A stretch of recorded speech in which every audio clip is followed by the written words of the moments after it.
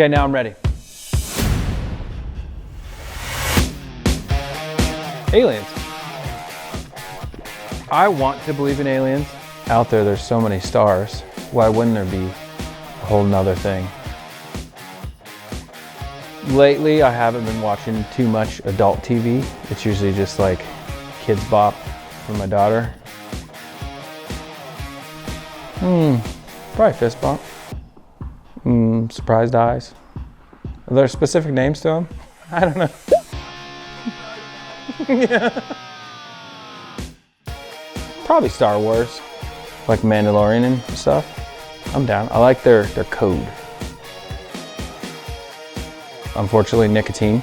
I didn't drink any caffeine until I had a kid for the first time.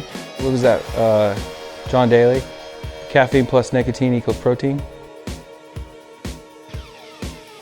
I have named all my classic cars after grandmas of mine.